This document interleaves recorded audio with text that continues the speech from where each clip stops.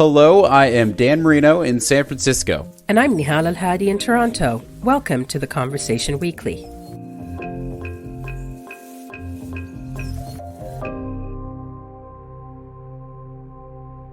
Nihal, there's always the joke that talking about the weather is for boring conversations, but I love talking about the weather. I'm a bit of a weather nerd, and oh my gosh, there has been so much interesting weather happening around the world recently. Here in California, as I'm sure you've heard, we've had one of the craziest winters on record. We were just in a giant drought. And a lot of this stuff has gotten people wondering about, A, can we even understand the weather? But B, what about controlling it? So geoengineering, what are your thoughts on controlling the weather, Nihal? I check the weather every day, so I know how to dress or prepare, but I'm somebody who loves the heat and loves the warmth, and if it were up to me, it would be a perfect summer day every day. But you can't control the weather. To be honest, Nihal, I thought I was going to hear you say, we shouldn't mess with that. It's above our pay grade. We've been messing with the weather. How did we get here? No, I'm surprised and heartened by your willingness to fiddle. Oh, I have an evil streak, Dan. Okay, cool. I mean, sure. That's what we're actually talking about today, is human efforts to change the weather. And no, we're not talking about climate change. This episode is about cloud seeding, which is a way that people can make it rain or make it hail in a different way. And to start us off, I reached out to Katja Friedrich. She's a professor in the Department of Atmospheric and Oceanic Sciences at the University of Colorado Boulder in the US.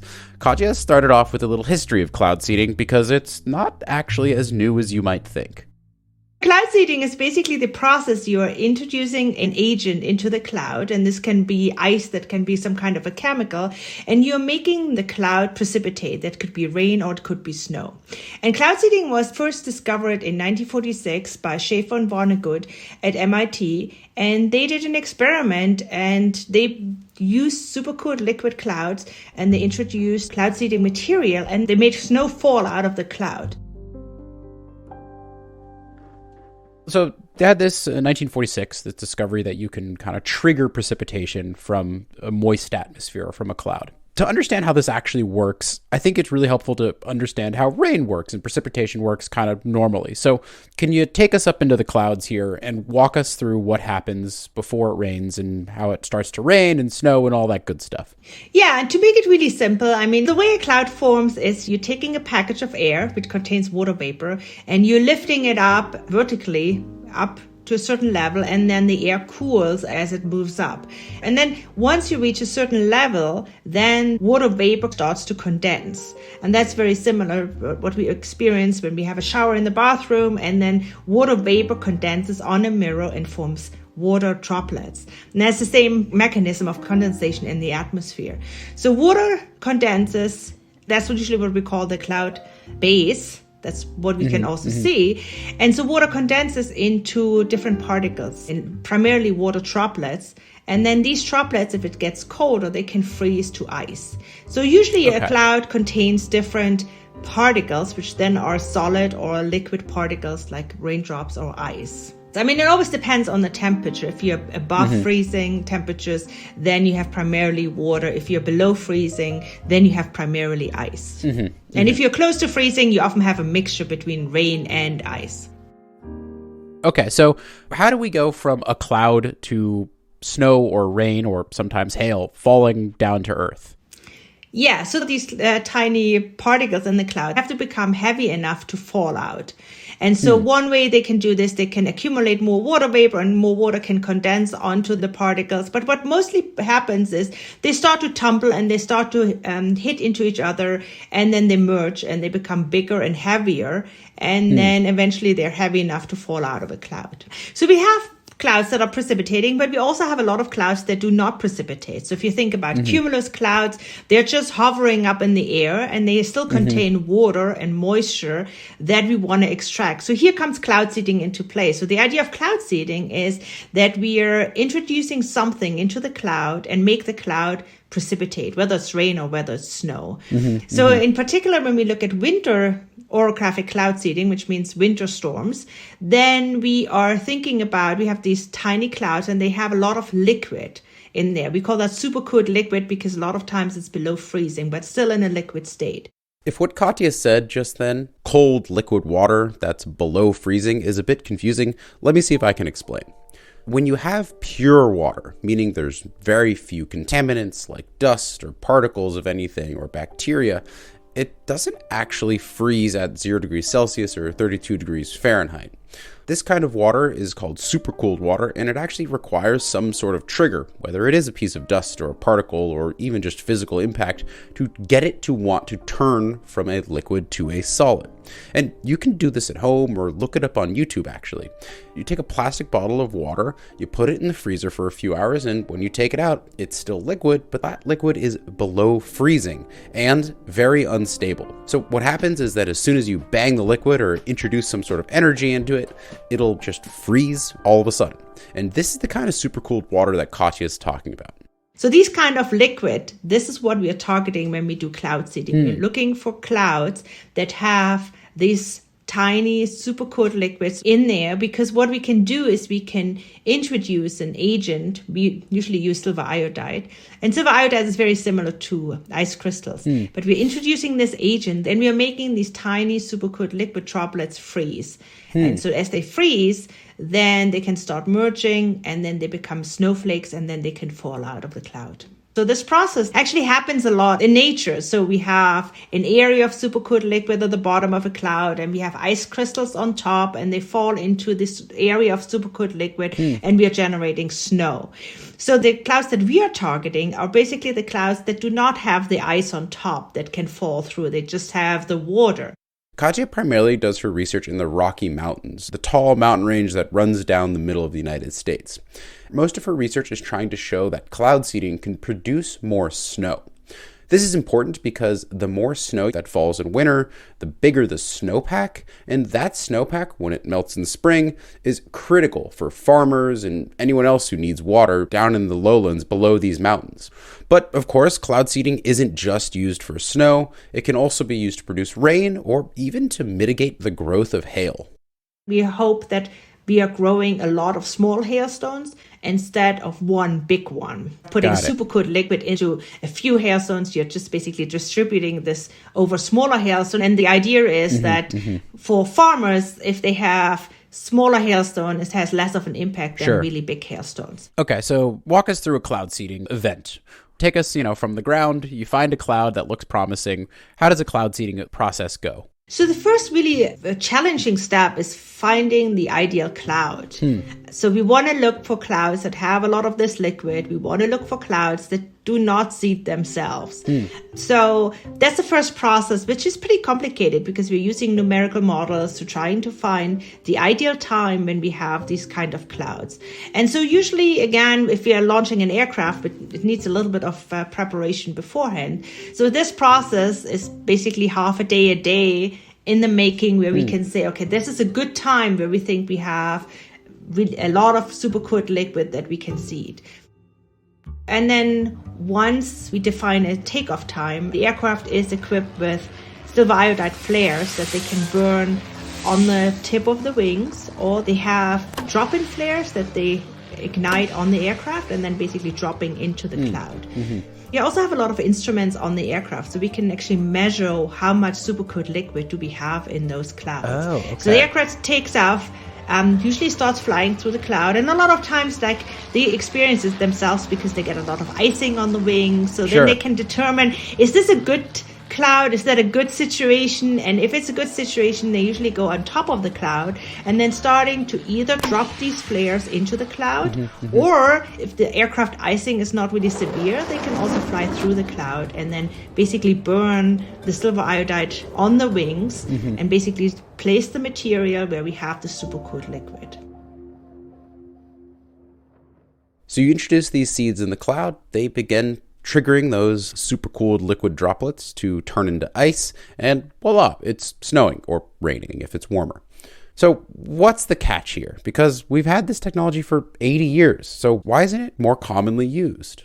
The problem is that once we modify the cloud, it's really difficult to say what would have happened if we hadn't cloud seeded. Sure. And that is the tricky part where for us scientists it's difficult to, because we don't have a reference experiment. So for us it's difficult to quantify. Yeah, you need the control. How do you do a control for a winter storm? Exactly. And that's why actually numerical modeling comes in. And that is how we define this experiment that was really successful in 2017 in Idaho. So the idea of this experiment was basically we wanted to collect enough data so we can run our numerical models. So when you have a numerical models where you're trying to simulate all the processes that are going on in a cloud, you can of course also simulate something. Okay, I'm putting these agents in, I'm putting the silver iodide in. How does that form precipitation? The caveat of numerical models is often that, they have an error bar. By error bar, Katja just means the level of uncertainty in their results. And with cloud seeding, because you're dealing with weather, which is notoriously hard to predict, confidence in data tends to be lower than it might be in a controlled lab experiment. We don't know whether they are really predicting really exactly what happens. So what we're trying to do is we're getting a lot of observations and tune our models to that the models are doing what the atmosphere is doing. In 2017, Katja and her research team had a bit of a serendipitous situation in which they were able to pretty precisely measure the impact of cloud seeding and fill in a lot of these holes in their models. The experiment that we conducted in 2017 was primarily to collect a lot of data so we can actually run our cloud seeding experiment. But as it turned out, we had some cases where we could distinguish our impact on cloud seeding versus the natural clouds. And these were clouds that did not precipitate. So we did not have precipitation on the ground. We didn't have any snowfall.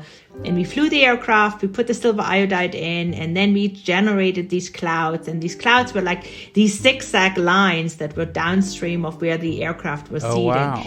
And since, nature does a lot of crazy stuff, but usually nature doesn't produce zigzag lines. So that's why we were actually sure that these zigzag lines was something that we placed. And then we also had a research aircraft that flew through this zigzag line. And we could really see that as soon as we flew into the zigzag line, we could see that there was more ice, that there was more glaciation of the supercooled liquid. As we were flying out of those seeded parts of the cloud, we could see there was more supercooled liquid. So we could really pinpoint down that what we changed and what is basically the natural cloud.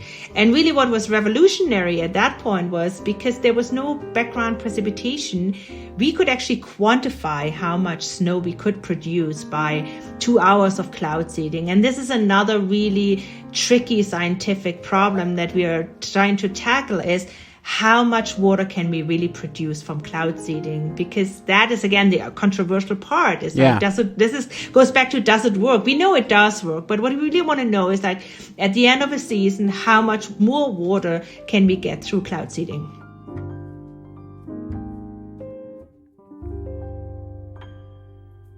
Katja and her research team were able to measure the impact of cloud seeding in this one particular instance, and it was a really important paper.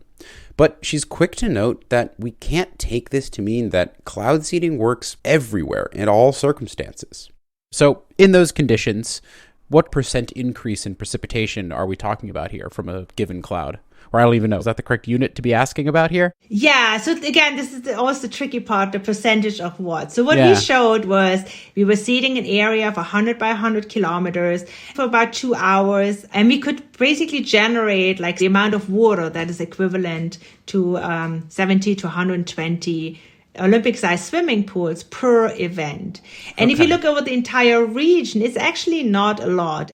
Swimming pools is probably not the unit I was expecting you to use there. No, but I guess like in terms of percentage, right? Like let's say it was going to rain 1 inch. Do you think cloud seeding adds, does it make it 1.1 inch of rain? Like what's the kind of, if we can get it in a relative sense, or is that really hard to calculate? We can't really say that because again, for those 3 days where we could see it, it was basically on top of nothing. And so that is always the problem with the percentage of what? What is our reference to this? People do the annual, but again, when we do the annual, it's again, really small amounts. So is that kind of the best we can do because nature's too variable?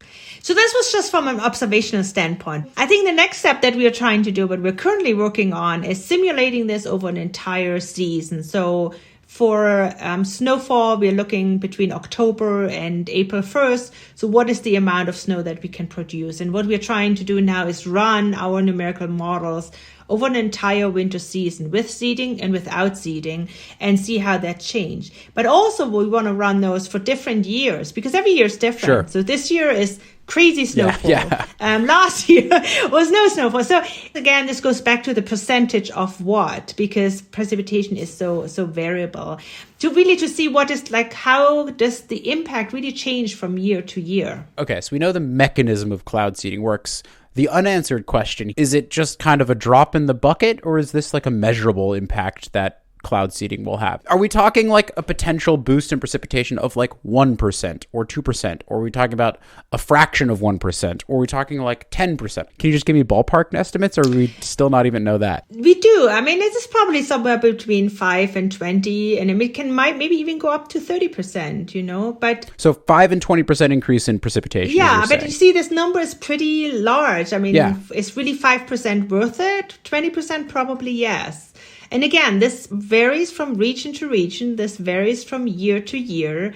That's why cloud seeding is so complicated, and we haven't really gotten a good answer over the last 100 years. Researchers got that range of 5 to 20 or even 30% increase in precipitation from tracking how much snow or rain falls in a region where cloud seeding is done versus a region where it is not done over the course of decades.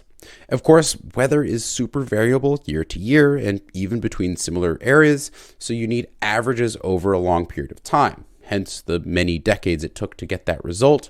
And even then, you get this pretty huge spread of 5 to 30%. But there might be also regions where it's not measurable, and there might be also regions where it doesn't have an impact. Sure. So that's why I usually don't like to say a number, because it really depends. So there seems like there's a lot of it really depends here with cloud seeding, but these impacts seem quite significant. Absolutely. As Katja was saying, and you pointed out, it's really hard to measure this stuff in terms of increases in rainfalls. How much was going to rain before, or hail, or whatever. But that number I was able to wrangle out of her at the end there, 5 to 20% or even 30% increase, even on the low end.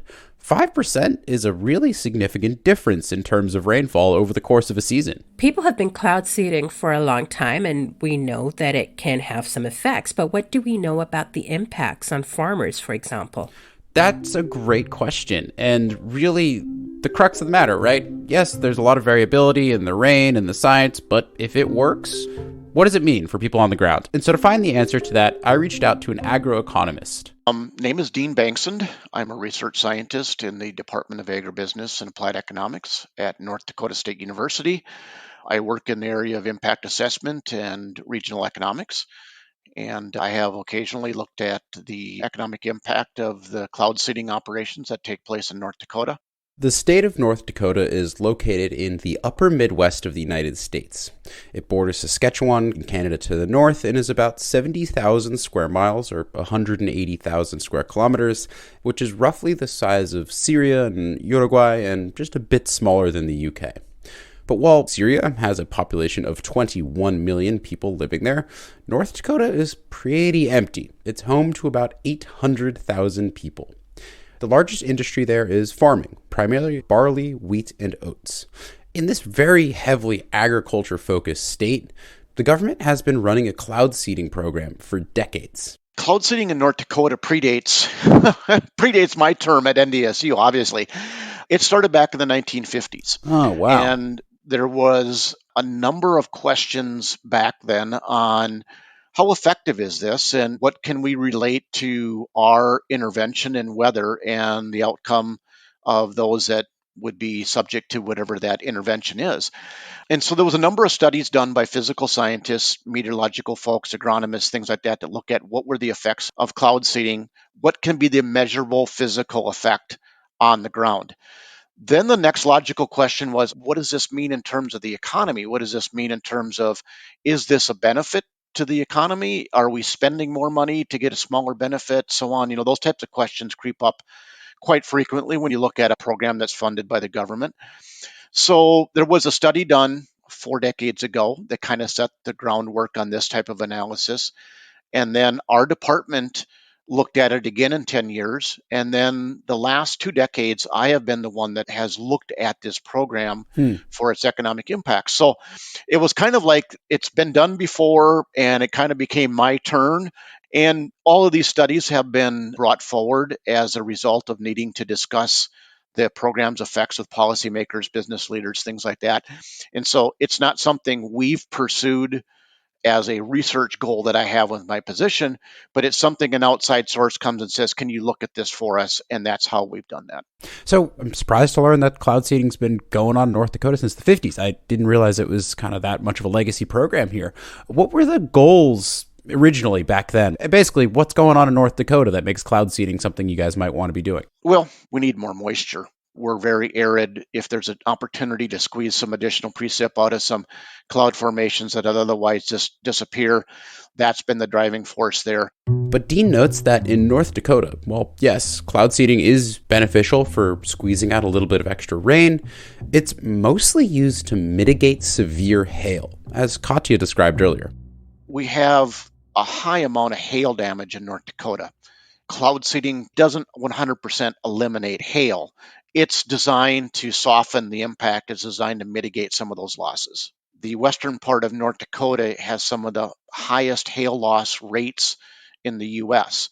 Can you explain what that means when you're saying hail loss, just for someone who's not familiar with that concept? What it means is you have a crop that you're raising, and you have the risk of a hailstorm coming and completely destroying that crop or destroying a portion of that crop. And back in the 50s, most of the crops growing in North Dakota at that time were small grains. They mature at about the point in time when the hailstorms show up. So the crop doesn't have a chance to rebound. The crop doesn't have a chance to repair itself. There isn't a second crop you can plant. You're basically just out of luck. All of your fields have been largely wiped out before they really had a chance to be combined. And so with that in mind, that was the impetus behind, let's try the cloud seeding. Let's see if it makes a difference. The North Dakota Cloud Modification Project, as that cloud seeding program is known, operates across 5 counties and covers about 2.67 million tillable acres. So when you're looking at agribusiness, the economic impacts, what are kind of the factors you're just generally speaking looking at and digging into in this line of work? Generally speaking, we tend to look at 3 types of effects. One's a direct, that's something that happens right away. And then we have indirect and induced. Indirect is what the business-to-business transactions do. And induced is what the households or consumers' effect would have on the economy. And then we measure size using employment, jobs. I mean, that's straightforward. Employment compensation. In other words, what do people earn? We look at contribution to gross state product. In other words, what share of a state economy are you? And we also look at tax revenues, and we look at business volume, the measure of all the dollars that are transacted and turned over in the economy. And so it kind of gives you an idea of, what's the volume of sales that have occurred in a given economy. So you guys are taking a pretty holistic view at what some intervention, some action, some decision is going to have downstream effects on the economy tied to agriculture here. Absolutely. So what does the cloud seeding project do? If it reduces hail, that means you have less hail loss. So that means you generally would have more revenue coming from the crop. Cloud seeding is also been shown to increase rainfall. And in some cases, the timing of that rainfall can represent a change in yield potential. For any particular system, that rainfall change might not be dramatic, but we're talking again about growing season rainfall that is just a matter of a couple inches of rain or 4 or 5 inches of rain. If we can add a quarter or we can add a half an inch of rain over that growing season, it has a material change for the crops in this part of the country. So our job, the study, was to say, if the cloud seeding program is active in that area, can we measure the economic benefit of a reduction in hail loss? And can we measure an economic benefit from enhanced rainfall? And so we use what the physical scientists have told us is the change. And then we apply values to that to come up with what we think is the on-the-ground effects. And so we come up with a value per acre by crop. Not all crop is got the same value. So we look at all the different crops. We look at information from the National Crop Insurance Statistics that show how much hail loss was recorded. We extrapolate that to the total because not every acre has a hail insurance premium on it, or it doesn't have coverage. We look at the recorded rainfall in that region, and then we back into either a 5% or a 10% increase. So you work those numbers backwards. And can you explain what you mean by the 5 to 10% increase there? Okay, generally speaking, the cloud seeding has been measured to increase rainfall 5 to 10% over what occurred. So it's on the margin. In other words, if we had 10 inches of rain and we got a 5% increase, you can calculate how much you would have had without cloud seeding, right? Mm-hmm. So you work the math backwards, and then you have that incremental amount of moisture, and then you can look at how that affects your yield. And then yield times price is revenue. And if you have 50 acre a bushel wheat and hail comes in and takes half of it out, then you can assign a value to that. And so we work with those statistics, and we work with those numbers, and we work with what was planted, what the yields were, combine all that information back, and then we look at the per acre changes. And what we're looking at with the cloud seeding program in North Dakota is that it cost, this is when we evaluated the program. I'm sure those costs have changed now, but back in 2019, it was $900,000 to run that program for the 3 months for the targeted counties, the 2.6 million acres. So that comes out to about 39 cents an acre. So do we incur a reduction in hail that's greater than 39 cents an acre on average, or a combination of reduced hail and increased rainfall that would equal 39 cents an acre? And, well, drum roll, please. we exceed 39 cents an acre by multitudes of that value. It varies from anywhere from $3 an acre for reduced hail loss to $10 an acre for yield increases. Wow. So we are looking at something that is ballpark numbers anywhere from $8, $9 on the really lowest scale, up to probably $20 of impact per acre. And of course, that's going to vary by crop. But hold on, if I can just pause on that number right there. Absolutely. You said, just $9-10 an acre on the low end, up to $20 an acre, and 2.6 million times $10 or $20. That's some real money here. Yep, we're talking about a benefit ratio 35 to 1. Wow. That raises the next question, which is, well, are we really getting that? Or is that a play with the numbers? Mm-hmm. So we did a sensitivity analysis, and we said we have a cost of, let's make it easy math, 40 cents an acre, okay? So the program is going to cost those counties 40 cents for the acreage that is in the program. What level of efficiency would we need the cloud seeding project to have to get only 40 cents worth of benefit back to the producers? Turns out we would only need to improve the hail loss efficiency by about 1%, or we would get 1% of what was stated that we were going to get, and the hail losses themselves would be brought back to a level that is probably equivalent. If we looked at including the rainfall, we can just about eliminate the hail losses, and we can say that the 5% in rainfall would probably equal that 40 cents an acre. So a derivative of that would be, I believe it was 13%. So if we got 13% of the stated rainfall, that would be equivalent to the 40 cents per acre. 13% of the estimated benefit from the seeding programs. Correct. So you're saying like 1% of the hail reduction, 13% of the estimated. I mean, we're talking like, oh, you guys, your estimates were way off and we're still coming out on top. Right. So if someone doesn't believe the physical science and they say, well, how much of an effect would you have to break even? Those break-even percentages are very small compared to what the physical scientists have said is actually occurring. And so that bolsters the confidence that, we're not up there playing in the sky, throwing out chemicals. And, by the way, if we get a couple extra raindrops or a few less hailstones, we're good to go. No, actually, I think the benefits there are considerably greater than what the program costs are. It would be hard to find a publicly funded project that would be consistently delivering a 35 to 1 ratio, at least in agriculture.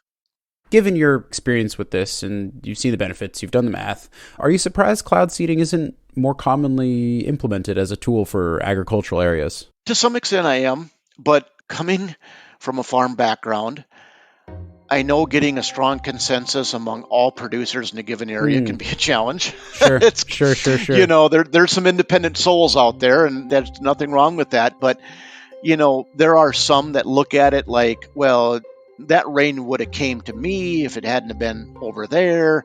The science suggests that's not true, but you're going to get detractors on something like that, no matter where you go, no matter who you talk to. I can see how some people might be hesitant about cloud seeding, but it sounds like there are some pretty significant beneficial impacts too. Yeah, it's wild how cost-effective cloud seeding really seems to be in North Dakota, right? 35-1 return on investment is outrageous. I would be stoked on 35-1 returns on any investment. But he was very careful to say that this is about North Dakota, right? It's particular conditions, particular crops. So what happens elsewhere? Can this work in different places? That's a big question, right? Like cloud seeding is a very particular thing. We still don't really have a great handle on what conditions make it work best.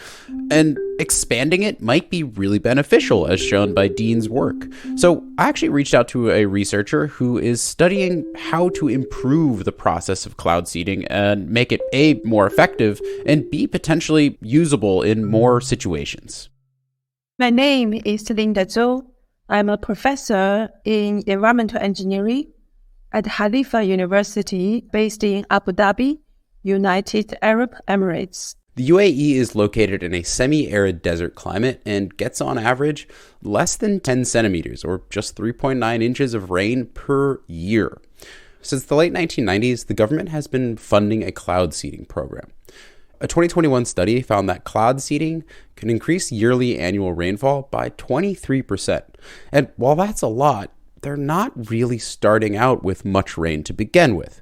And that's where Linda's research comes in. She studies ways to make cloud seeding more effective. My research areas and expertise utilizes nanomaterials in novel water technologies. Linda began working on cloud seeding at Khalifa University in 2015. Specifically, she's looking at finding new materials to replace silver iodide that could make cloud seeding more environmentally friendly and also more effective. Can you just explain how nanomaterials are relevant to cloud seeding? By using nanotechnology, we can do many things more under control. For example, the size. We can start fabricating the size which is more ideal to serve the seeding material. And second, we can make this idealized sized material with better surface properties. So enhance their performance and accelerate the condensation. Water technologies and filtration systems are not so very different from cloud seeding, as Linda explained. From my background of water technology, like water purifications, desalinations, I learned one very important thing is not looking for the most complex or most expensive material. Instead, because you need huge amount of water. So that means the technology has to be very cost effective and has to be safe. So for environmental engineering or for water purification, water technology, we need to choose for mass production. So I start from table salt, which is sodium chloride. Yeah, sodium chloride is hygroscopic crystals. So I think they meet that basic entry requirement. When something is hygroscopic, it means that it readily takes up and retains moisture and basically likes to get wet. So these crystals are solid, but in humid conditions, like say in a warm cloud over the UAE, they will absorb water, eventually melt, and turn into tiny liquid droplets that then grow and fall to the ground. So Linda takes this sodium chloride, and then I modify its surface. This material has a core shell structure.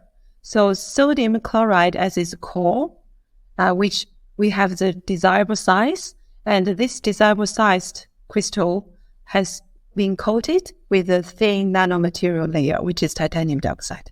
After coating, the core shell structure becomes more hydrophilic because the surface has been enhanced.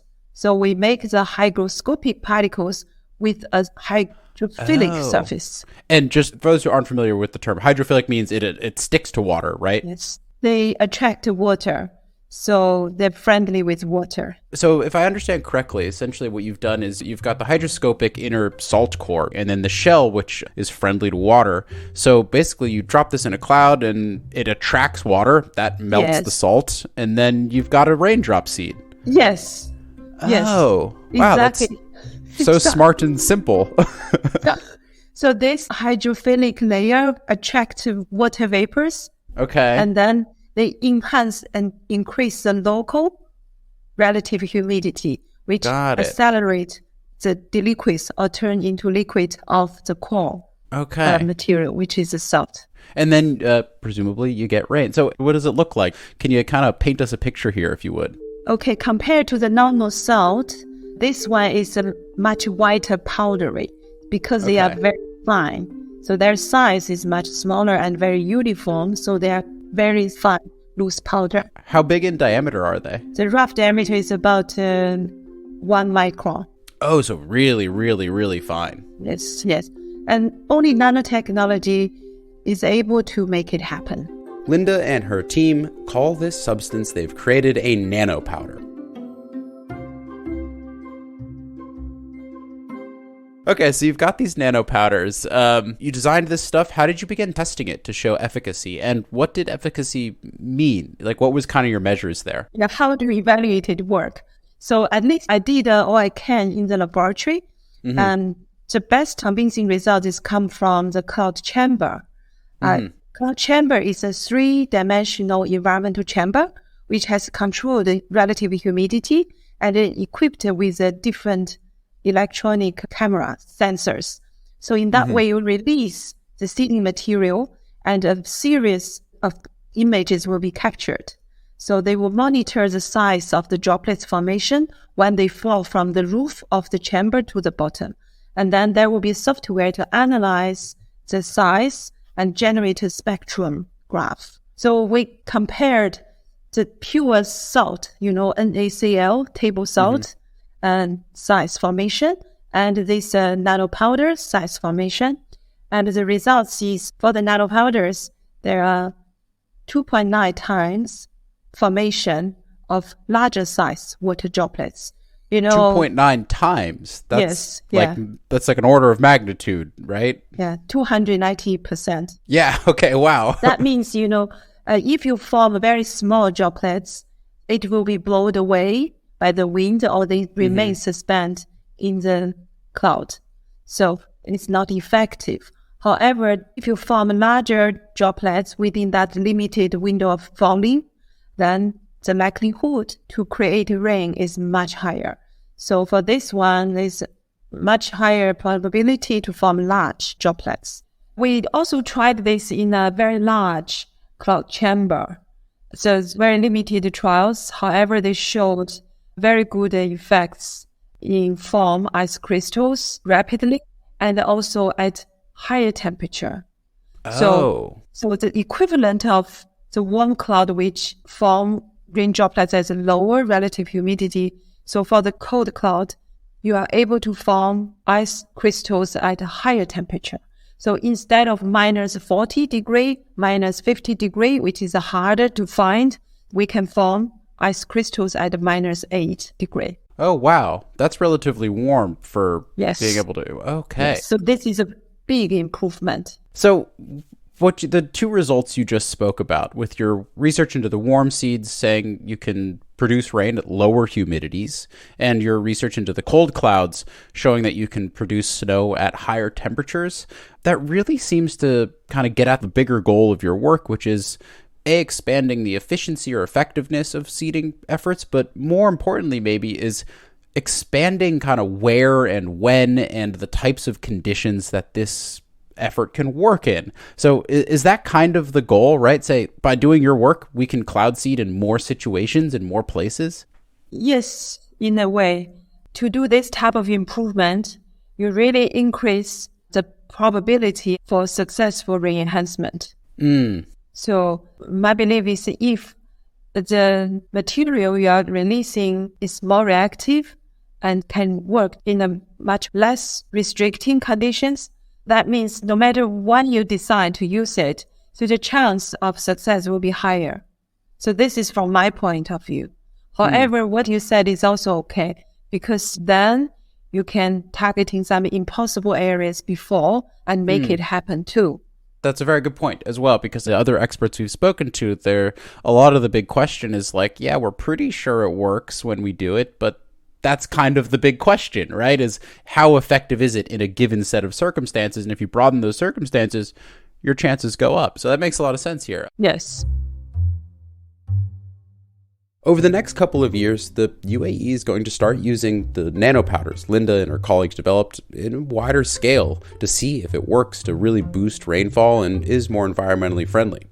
And while her work is very exciting and seems to be pushing the boundaries of where cloud seeding can go, I think it's important that we take a step back and go kind of to where we started this episode with Katja. Even after nearly 80 years of cloud seeding, and yes, a lot of evidence showing it does work to some degree, weather is complicated. I know it's boring to talk about, but it's so dynamic, so complex, and so hard to predict that there's still a lot we don't understand about how effective cloud seeding is, where it should be used, and really some of the downstream effects that are even harder to measure. So I'm going to let Katja wrap up this episode because she summed it up best. I think we are really in an interesting time because from a scientific standpoint, we have a good understanding where we find the best clouds to cloud seed. And I think we also have a good model guidance to guide us to the times and the areas where we would see the best impact on cloud seeding. So this is very promising. But I have to say also as a caveat, it's cloud seeding, we do generate some precipitation. It doesn't come with no side effects because we're taking moisture out of the cloud system. So we don't really understand what's happening downstream to this reduced moisture. And we also shown that we are not really producing as much as we were hoping for. So it might help, but it might really not solve our problems that we currently have with droughts and reduced water. So I see always cloud seeding as one puzzle piece to the bigger picture that is important and that should be considered, but it's really not solving the problems that we currently have.